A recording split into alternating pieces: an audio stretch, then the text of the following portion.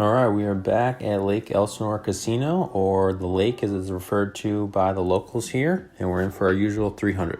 So first hand to know, we look down at King 7-5 in the cutoff in a straddled pot. I go ahead and limp. The button also limps. Both the blinds complete, and we are going to a flop. 5 ways to a flop of Ace Queen 6 with 2 spades. Both the blinds and the straddler check to me. I check. Then the button bets 40. The other players fold to me, and I go ahead and make the call. Turn brings a 9 of hearts, and when I check, he bets $100. And I think for a bit here, but it's kind of early-ish in the session, and I don't feel like calling off half my stack with a very obvious flush draw. Even though I do have the gut shot, which, may or may not be good, I decided to fold. So I'm just going to run through some hands I ended up folding.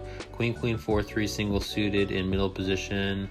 Then we had Ace Queen 6-3 single suited in the small blind. It folded to a Leicester raise, might have been a 3-bet. Then Ace Jack 7-4 with 3 clubs in middle position as well. So here we look down at Queen 9-7 single suited to the queen in the big blind. 2 limpers and small blind checks, and we decided to check. We're going 4 ways to a flop. Flop comes Ace Queen 9 rainbow, and when it checks to me, I decided to check back to try to hopefully induce a bet, and unfortunately no one bets, so we're going to a turn. Turn brings a 5 of clubs, and I can't slow play anymore, so I decided to bet 15, and unfortunately everyone folds. So here we look down at Ace 7-3 single suited to the ace in middle position in a straddle pot. There's an early position open to 40, and I go ahead and make it 135. One player behind cold calls, and then the straddler calls. So we're going 3 ways to a flop. Flop comes Ace King 8 with 2 hearts, and when the straddler checks to me, only one move to make. I push for my remaining 30, and they both call. So we're going 3 ways to a turn. Turn brings a queen of clubs, which looks like a pretty safe card, but as soon as I think that, the other player decides to push for his remaining $150. The straddler folds, and we're going heads up to a river, which brings a 10. And sure enough, my opponent shows his hand, and we are no good.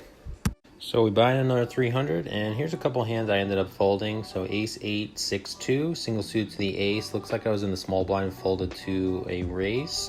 Then King 5 2-4. It is double suited, but having 3 wheel cards makes it not a great hand, so I folded that one too.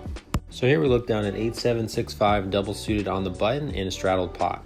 I go ahead and make it 40 when it folds to me, and only the small blind call, so we're going heads up to a flop.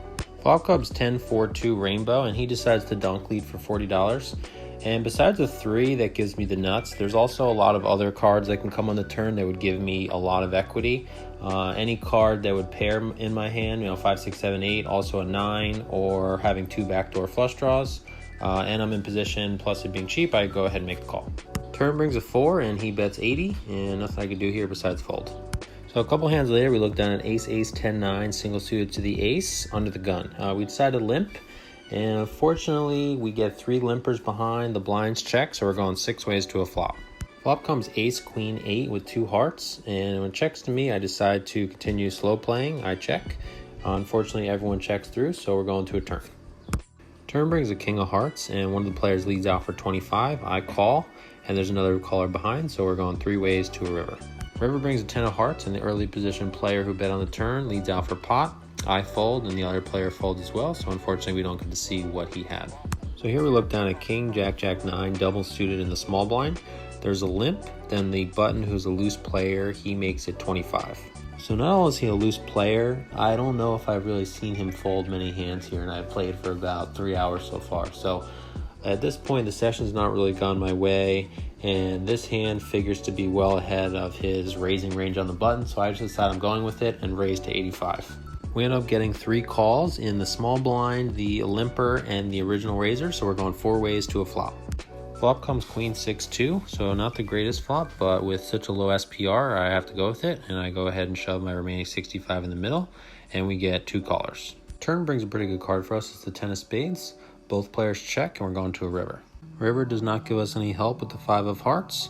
Both players check, and the opponent turns over his hand. The other player mucks, and we also muck. What's up, guys? Just finished up. Session was kind of a rough one, as you've noticed. I kind of knew going into this session, I'd won the previous 8 that I'd played this year. You kind of figure that the run good is not going to always continue like that.